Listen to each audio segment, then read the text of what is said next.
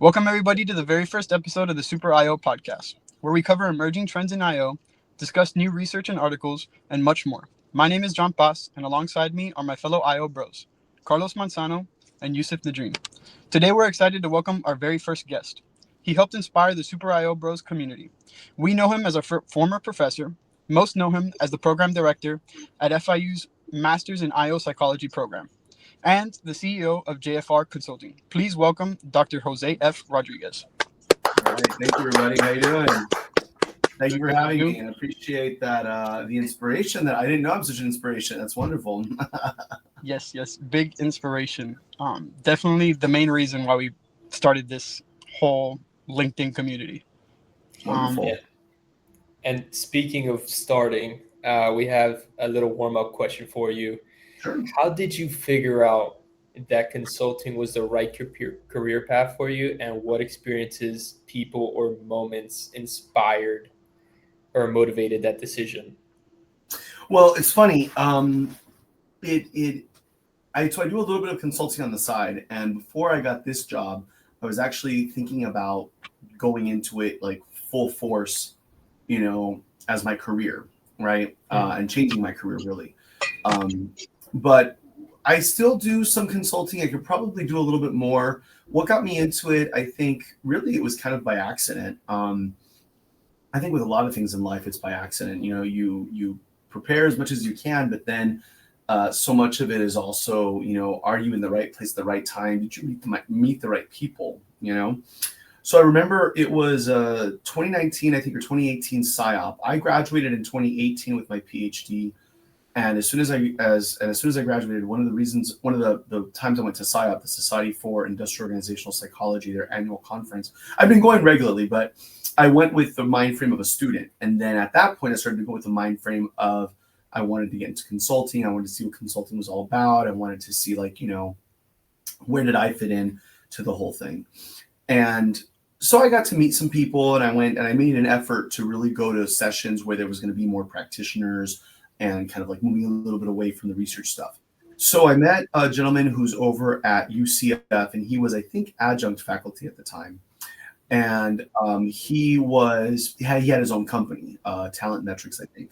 If you guys want to speak with him at some point, I'm more than happy to make the connection. So I met him a couple times actually at PSYOP, and we just clicked. And then he had come to Miami. Since he's in Orlando, he came down to Miami. We chit-chatted, We just kind of got to know each other a little bit. But, nothing, we exchanged LinkedIn accounts, and nothing really more came of it until this is 2018, 2019, so then 2020 hits, right? And the pandemic hits, we're all at home and that jazz. And so I get a message from him, and he's like, "Hey, Jose, would you be interested in, helping out? I have a friend who needs someone who is bilingual to do some trainings in Spanish." And I said, "Yeah, sure. Totally up my alley." So I reached out, we made the connection, and, she gave me some work, and, we negotiated, the price and stuff and whatnot. Like, they had already developed the training. All I had to do was deliver it.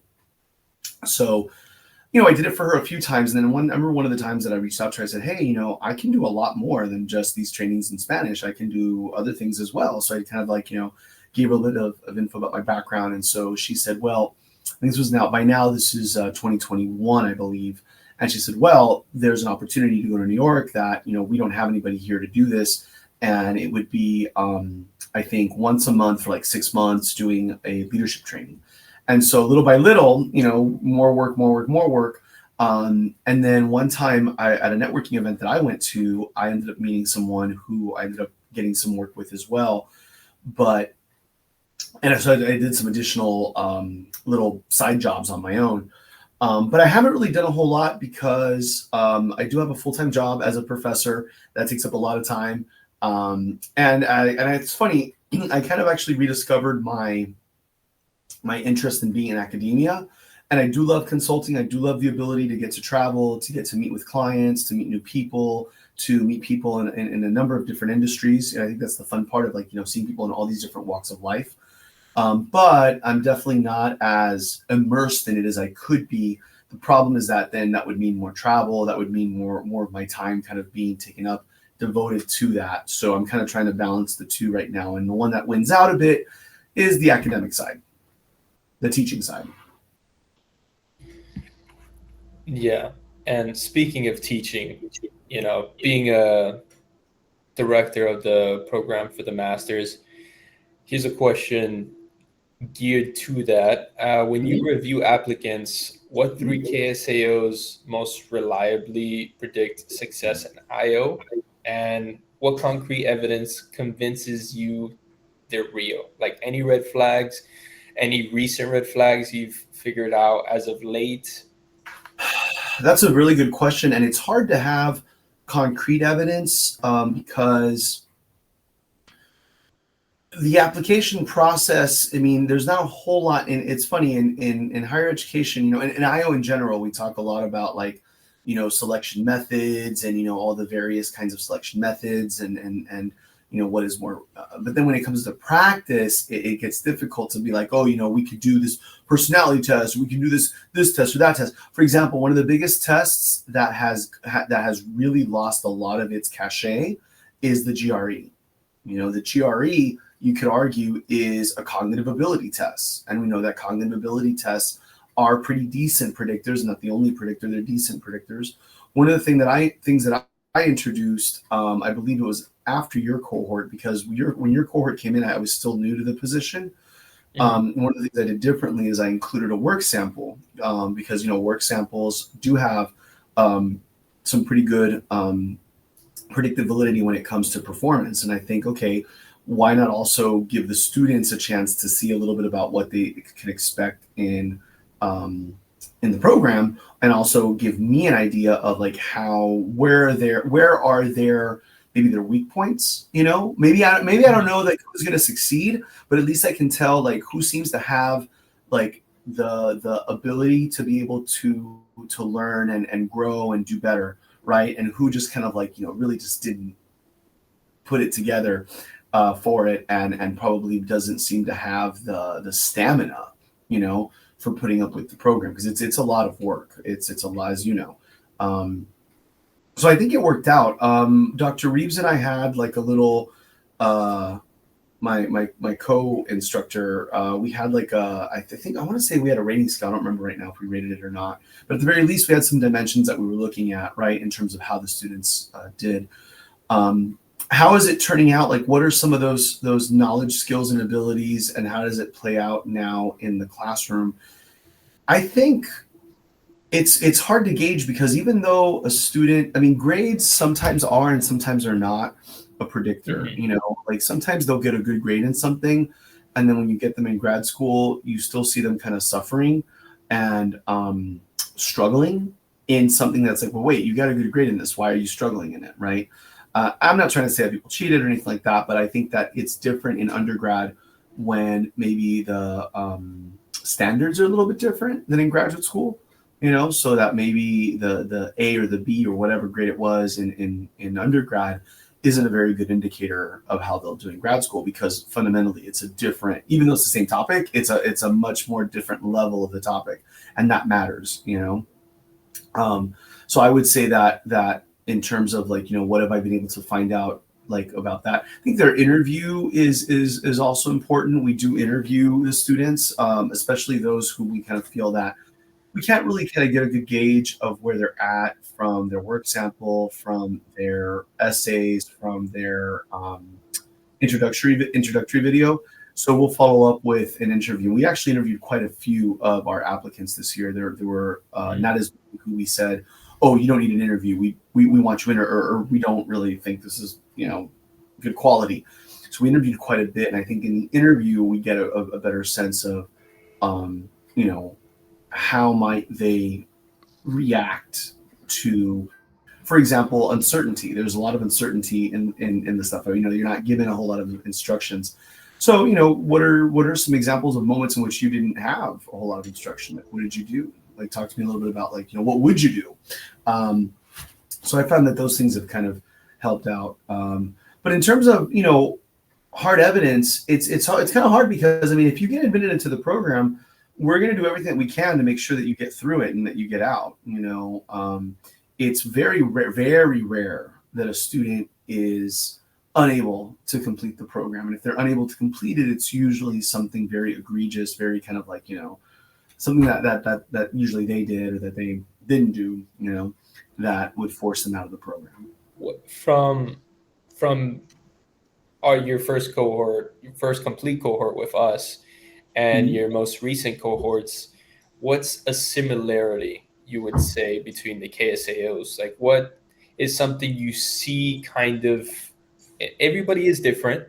Nobody is Mhm. the same, but what is something you feel like kind of gives the it factor to somebody aspiring to be an IO psychologist?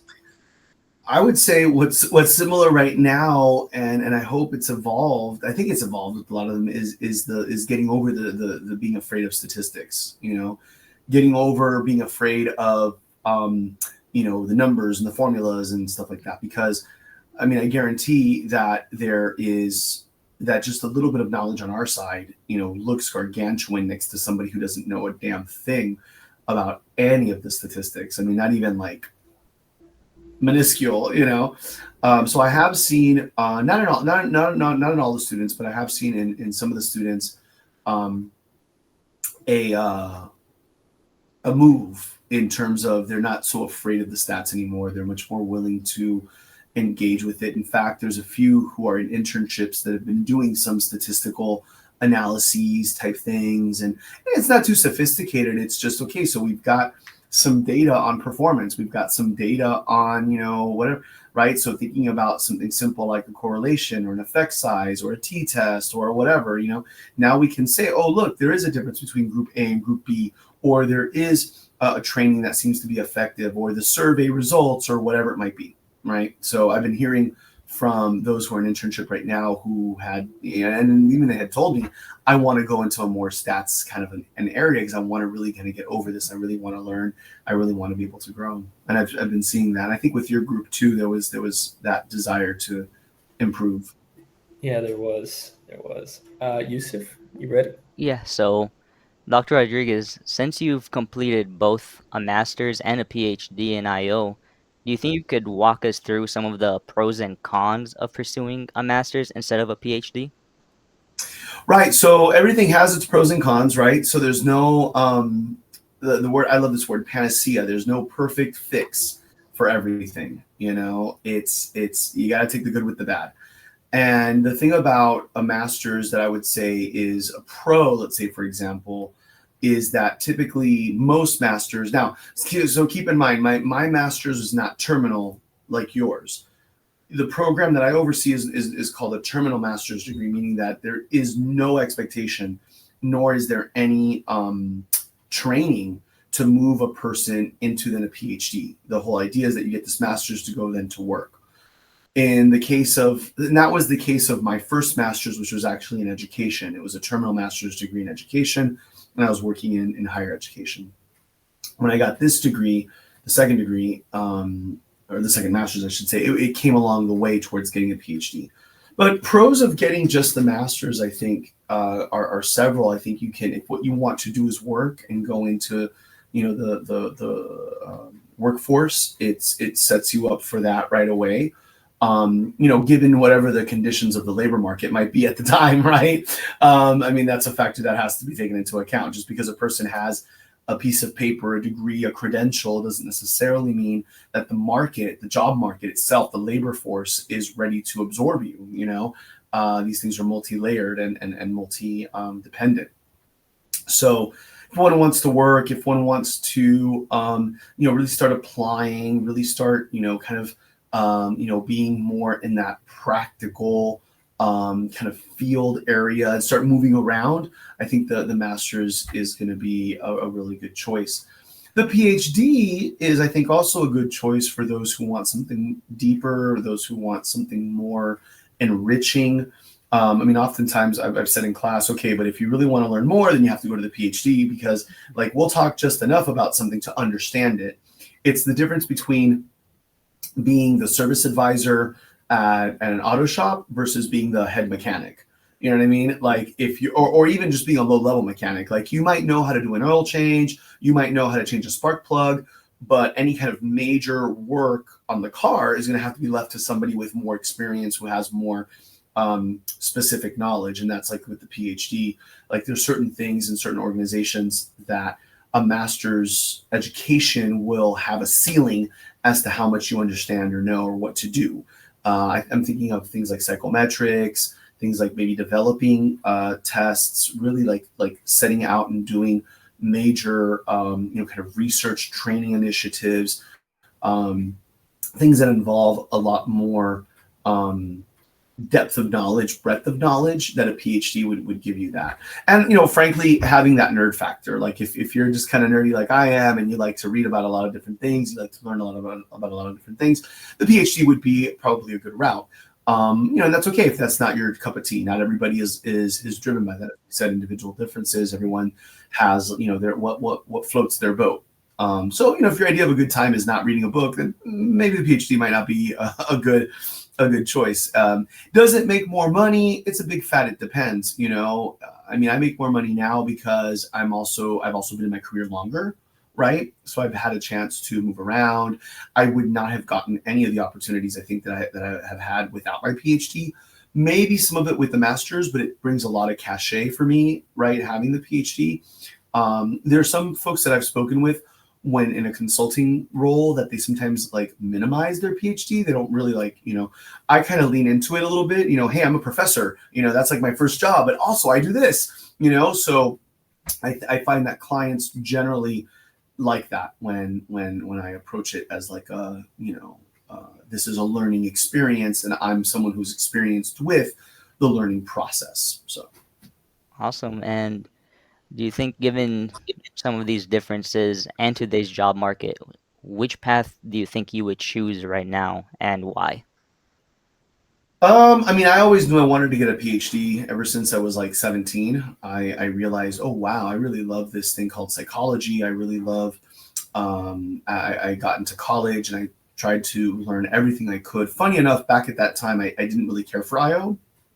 I was more into clinical, social, personality, all those aspects, especially social psychology. I had a real interest in social psychology, but and clinical psychology. But so I focused a lot on that. I think if I were to do it all over again, I probably would do it. I would probably do the same thing. It was not a walk in the park. It was not easy by any stretch of the imagination. Frankly, I wouldn't want to do it all over again. I would, once is enough. But I don't think I would necessarily change anything. I think one of the things that I wish I could have spent a little bit more time on was learning languages, and doing more of that. I love languages. I'm fluent in Spanish. I'm conversational in French. I would have liked to have picked up maybe a couple more languages if I would have had more time, or been better, had better managed my time, I guess I should say. Because I think I probably had the time. I just never, really bothered to think about, oh, let me go ahead and explore that and do more of that. Awesome. And John, are you ready? Yeah, I just wanted to ask one more question. This isn't my question, but I'm just intrigued. So you mentioned how like kind of meeting that ceiling when you have the master's degree. Would you say going back for a PhD is probably only necessary for those who already have a master's once you get to that ceiling, or would you say maybe to kind of transition to a different organization once It you could reach be. that ceiling? Because Yeah. okay. I think I don't think that you necessarily, the PhD is a big commitment, Mhm.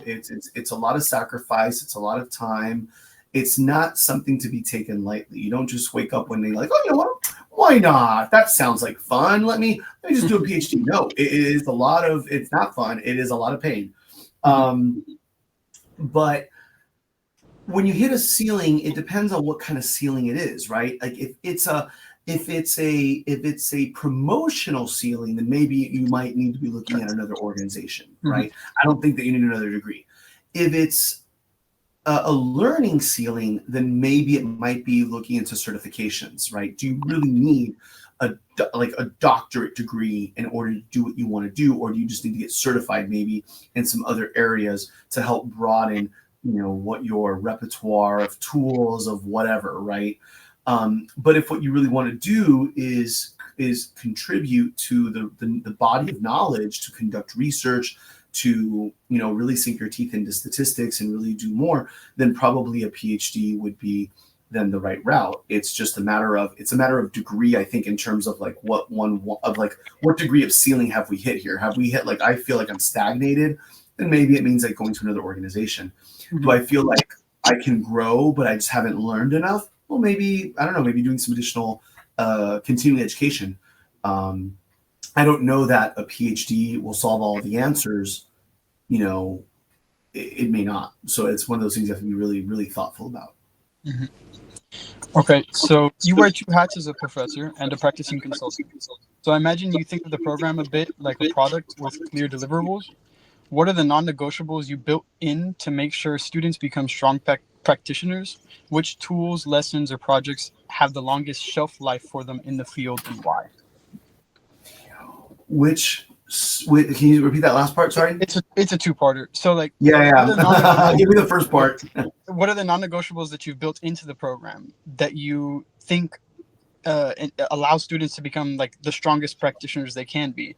And then which tools? Statistics. Okay, so yeah, no, you have to know a little bit of statistics. You have to know some research methods. You have to know about test development, about scale development. This is where we bring in added value. This is what differentiates us from your very typical run-of-the-mill, HR degree, right? What an HR person kind of does versus what value added that we have. I mean, frankly, HR, they don't learn that. They're not taught that. They don't know those kinds of things, right? How do we develop a survey that is going to be both reliable and valid? How do we develop a performance management system, performance appraisal system from that management system?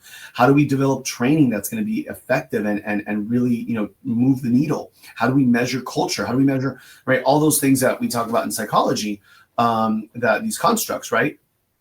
That thinking like a scientist is what really sets us apart, rather than going with what's the latest fad, what's the latest TikTok, trend, and not seeing that, okay, hold on a second, this might not actually bring any value to our organization, right? Like, how do I make this kind of value proposition in terms of what is going to be not just monetarily, right, in terms of dollars and cents, but also in terms of these other aspects of the job, which is more than just, the firm making money.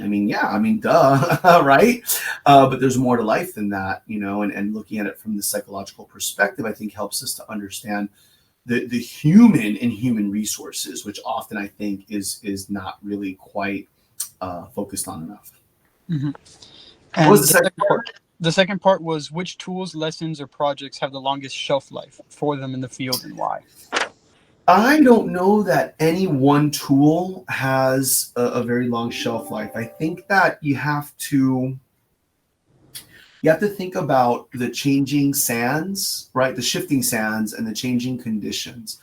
Mm-hmm. What worked in the past may not always work in the future, because the workplace is changing. Humans don't change, right? We haven't evolved all that much, I think we're still kind of who we are. But work itself, the nature of work has changed or is changing. And I think anybody who says they know exactly where it's going to head, and like even with all this AI crap, I don't know. In one moment, I'm reading that AI is going to be getting rid of all these jobs. Another place, I'm reading that companies don't even know how to implement AI. And another one, I'm reading that, AI is running out of data. You know what I mean? So it's hard to predict and to prognosticate, to forecast this future, because look at what happened. You guys wouldn't know about this because you were either too young or not born. When the internet bubble of 2000, right? You have to go back 25 years to see anything that's remotely close to what we're experiencing right now with the, what's going to stick around. We thought that in 1999 that the internet was going to revolutionize the world. That in the year 2000, it was all going to be the internet. And then this thing called the internet bubble burst, right? The investment bubble. People started to realize these companies have nothing to show for. There's all this investment, but yet they have nothing to show for. So that's kind of like where, investment started to lag, and then things went bust. So I think that we're in that place right now too. So what has like lasting power? I would say understanding psychological theory, right? Understanding human motivation. Those things don't really change all that much. We all still have this hierarchy of needs, right? That no matter where we are, we're going to have a need to belong, right? That's the nature of what it means to be human. Social support is always something that's important. Interpersonal relations is always going to be something that's important. As much as somebody says to themselves, I don't care what people think about me. Yeah, you do. We all care to a certain degree about what people think about us. So I would say understanding those fundamental aspects of what it means to be human, then in how the world of work is changing for the better or for the worse, right? And then seeing how we navigate that. To me, that's the staying power. Mm-hmm. So like those foundational columns, just kind of I would say those greater foundational understanding, ideas. Yeah, better yeah. understanding of all of that. Okay. And then all The, the the, fads, the, not getting hung the up on. performance appraisal systems will change. Yeah. We have a 360. Okay, cool. But then now we have, cameras that are going to be watching us. Now we have, keystrokes that keep how many times we've been on the typewriter, right? There's different methodologies that'll come about, right? But I think at the end of the day, you still have to ask yourself, is autonomy something that the employee treasures? And more likely than not, the answer is yes. We like to kind of be left alone. I don't like to have somebody over my shoulder, telling me what to do every 5 seconds. Mm-hmm. Okay, so continuing to harp on the classroom client dynamic, they're both very different audiences, but with somewhat similar goals when it comes to educating and teaching proper practice. I was curious if there's anything you've learned from your time as in the consulting world that you've transferred over to your teaching approach and vice versa. I think all the time. I think they're symbiotic. I think the differences are fewer and far between than we let on. I think part of it is, yes, the context, right? In an organization, the context of training is different than in a graduate level master's class, right? However, I think in both cases, what we're trying to do is to elevate the conversation, is to elevate the thought processes, right? To get us to scratch beneath the surface, to try to really understand the causal mechanisms and what is my role, right? And how can I apply this? So I don't hold back in trainings, depending on the level of training and who I'm training with. I might do a little bit more explanation as I'm talking about something, whereas in other training sessions, I might kind of, or I'll ask, do you understand what that means? In a classroom setting, I might flip back and forth a little bit between the things. I want to see, did the students read the material? Do they understand what's going on? And then so it's actually, I would argue that there's less difference than what would appear at first glance. I've learned, I think, quite a bit about how to present information, how to talk about certain topics, how to read the room, and a lot of my style is similar in both. I try to be, and I think what people appreciate about me as a presenter is my authenticity, that I try just to kind of like be myself. In the classroom, it is a little different. I do cuss a lot more. But because you don't know your audience in an organizational setting. I mean, what can students do, right? No. But I think that there's some research to actually show that when a person does, cuss, it does kind of like, it does show some transparency, some authenticity, right? But I would say probably that's the biggest thing. I'm much more mindful of my language when I'm in a training setting. Because I think there's a lot more variability in terms of the kinds of individuals who I'm working with, right? And as I said, the context is different. I'm being hired as an outside person to provide them with, some product, which is me, right? A service. In the classroom, it's a little different too, because there's also more a longer length of time that we're together, right? In a consulting, typically it's in and out, in and out, in and out, in and out. Whereas in a classroom, we know we're going to be together, especially like a program like ours, which has a certain length of time that you're going to be with these people day in, day out for X number of months. In a training, even the one that was 6 months, once a month, it was still only once a month that I was seeing them, So it wasn't like I was seeing them every week, And that was one of my challenges, was getting to know their names. And having and being able to remember everyone's name and their particular personality styles and and reaching out and saying, oh, so what do you think about this, right? And making sure that everyone's getting involved. So you'd say like you pretty much stay consistent through and through yourself in both aspects, and just Yeah, what I'm getting is like the stakes are a little bit higher on the client side, so you kind of maybe play it up a little bit more yeah, sophisticated. definitely. Okay, okay, sounds good. Definitely. There's definitely that. I try to, get them to think. I mean, I do it everywhere, like application, right? Mhm. But I think in a consulting setting, application is much more front and center. Whereas in an educational setting, it's more understanding the theory, understanding the mechanisms, and understanding all that stuff, and then we can talk about application. But in a training session, it's usually like, okay, what do I do? What do I do? Right? So I try to explain it. This is how the car runs. You're not going to be a mechanic, but I want you to be educated. So when you go to the mechanic, you know what kind of questions to ask. Mhm. Okay, perfect, perfect. So this question is a little bit more just strictly on the consulting side. So in retail, you often hear the terms "the customer is always correct," and as a Yeah. consultant, you're essentially in a customer-facing role, just with higher stakes. Yeah. So I was wondering, how do you walk that thin line of both trying to be accommodating to your customer or client requests while still maintaining integrity and keeping your practice rooted in evidence-based approach, without losing Yeah. trust of the client or coming across as pretentious and saying, "I know what you're asking me to do, but trust me, do this instead." That's a very difficult one, and I don't think I've always been successful. I've lost clients because I've told them the truth, Mhm. and they want to hear the truth. They wanted to hear something else, and I said, "Nope, you can't do that with you." Like for example, there was one client. He wanted. I had done interviews with everybody in the organization, kind of asking about like perceptions of leadership and perceptions of this, that, and the other. And I gave back a report to the CEO, and I said, "Okay, so here's what I found." And he basically was like, "Well, you didn't tell me anything that I didn't already know." Like, and I'm thinking in my head, and why aren't you doing something about it then? Like if I'm telling you what you already know, I'm corroborating, right? Like I didn't say that. I was like, well, I mean, I'm just giving you. Oh, and who said that? Who said that? I'm like, no, I'm sorry, I'm not going to tell you who said what. That is not my position to be like, oh, John said this or Carlos said that. No, no, no, no. I got information from all of your employees, and here's what, some of the themes were as I heard them. Okay. Now, if you claim to already know these themes and yet you're still not moving the needle on any of this stuff, well, not much more that I can do. Needless to say, I never got a call back from that client.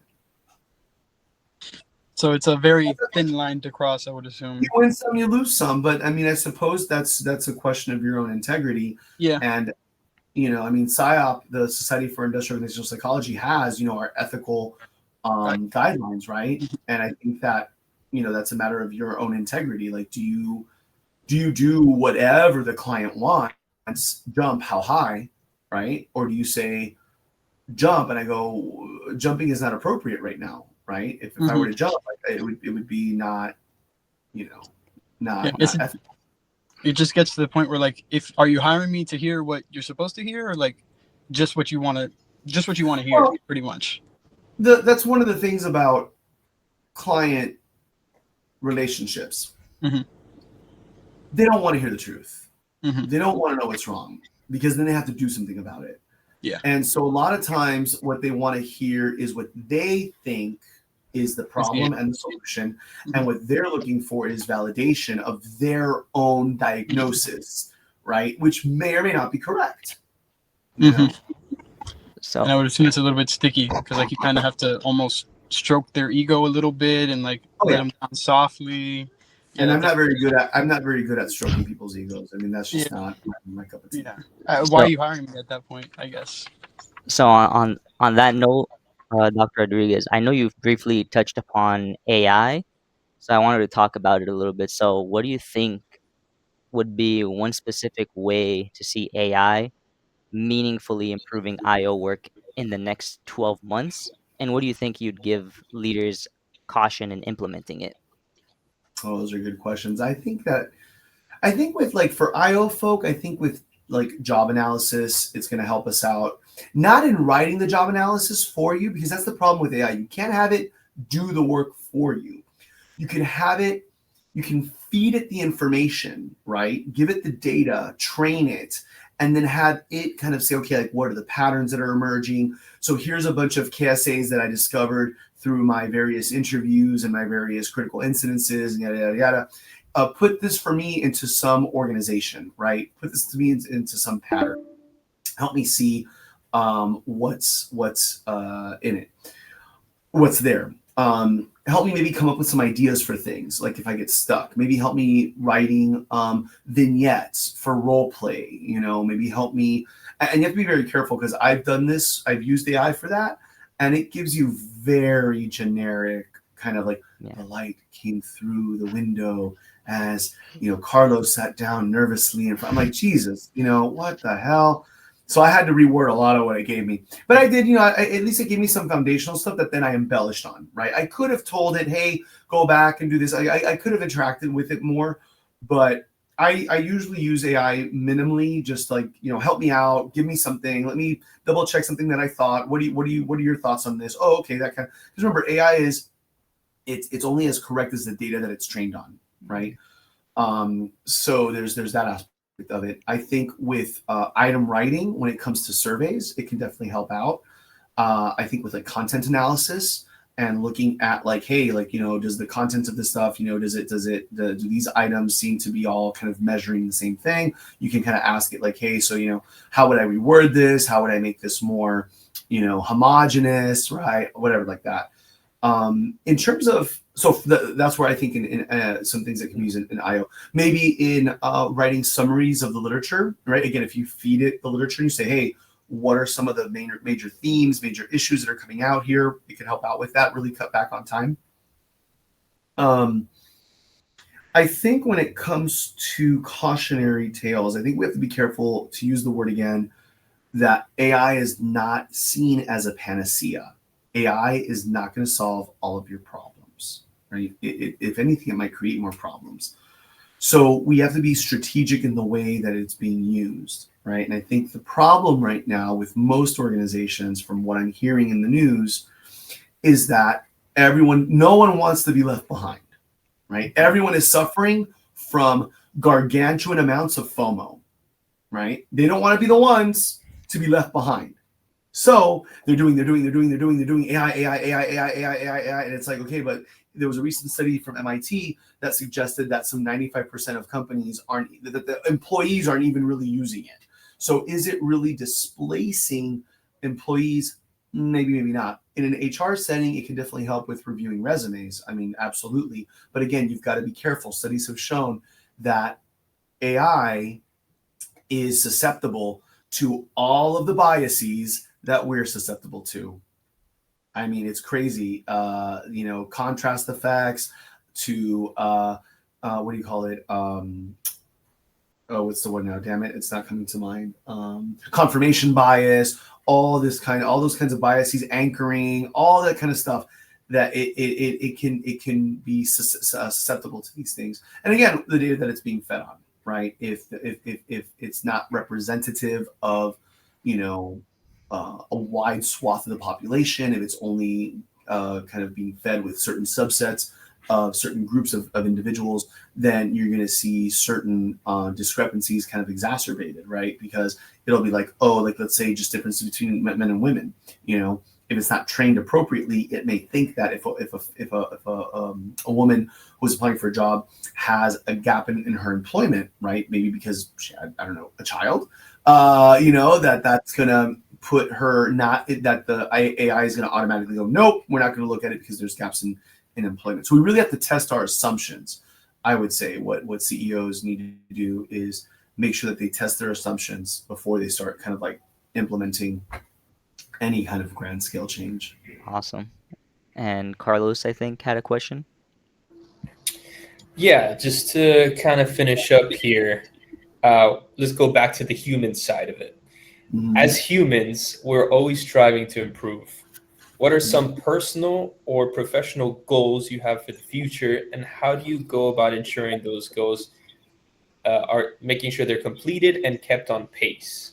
Yeah, I want to retire. I don't know. No, it's interesting. Some professional goals. I think in terms of my teaching, I want to do I want to spend a little bit more time, look, and I do spend some time looking at like, what's the recent trends, listening to podcasts, listening to the news, reading the news, and kind of, just trying to keep abreast of what's going on so that that I myself am not left behind, that I am aware of what's going on in the world and how it's going to affect our students potentially when they go to graduate, right?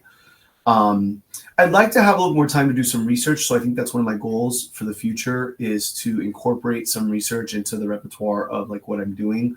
Not going to be a lot, but at least a little bit, just to kind of keep those tools sharpened, if you will,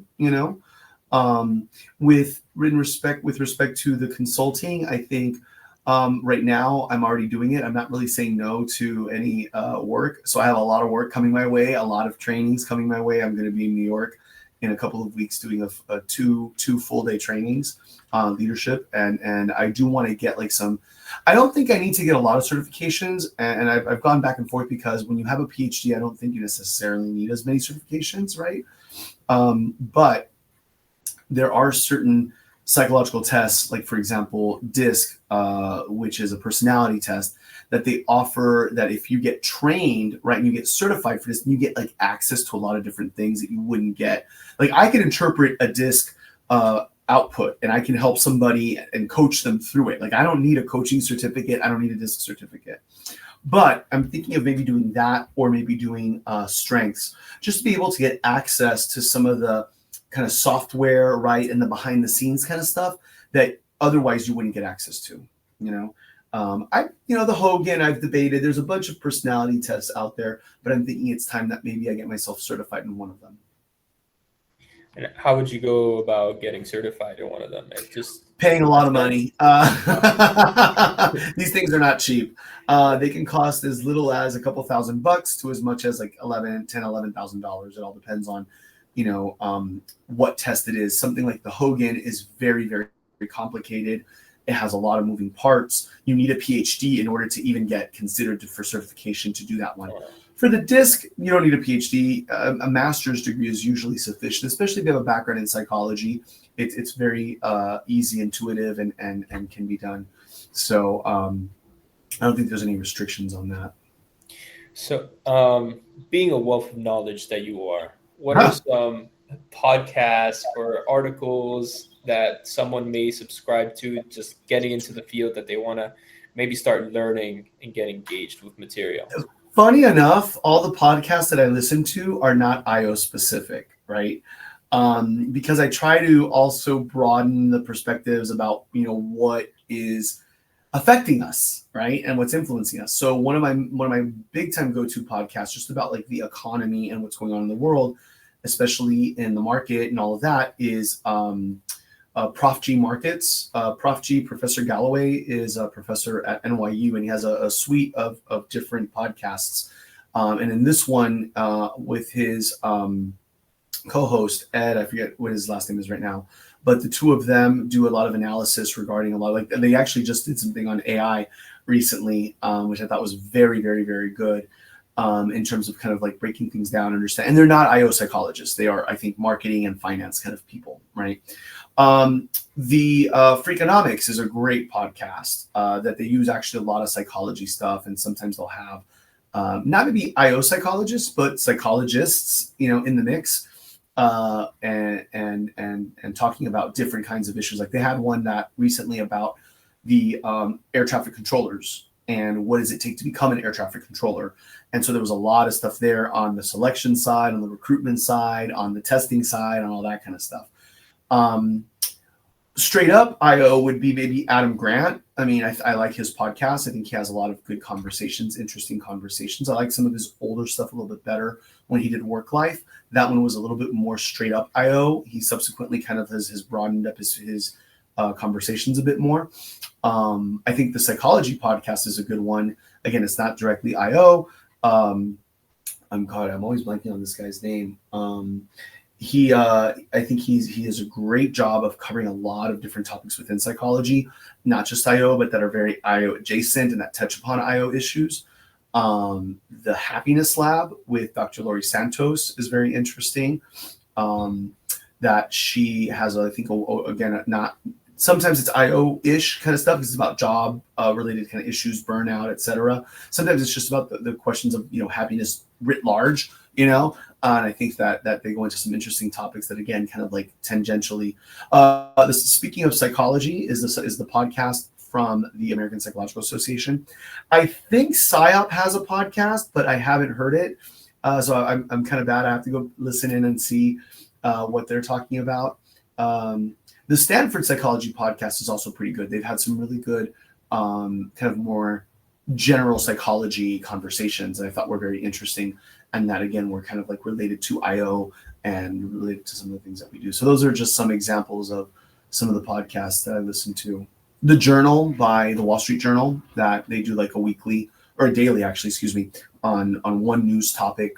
So yeah. Well, thank you for your time, Dr. Rodriguez. And this is going to be the episode for today. Thank you for taking time out of your day to come with us on our first episode. And any message you want to give to the people out there in the world? Oh man, stay hopeful, stay positive. I mean, look, everything has its cycles. Life wouldn't be life if we didn't have our ups and downs. And I think to think that everything has to be smooth and easy sailing is to forget what being human is like. And we go through a lot of different trials and tribulations, but I hope that we learn from all these things, that we grow, that we become better people. Brilliantly said. Well, hope you have a nice rest of your day. All right, guys, you too. Take care. Let me know. Thank you for your time, All right, Dr. guys.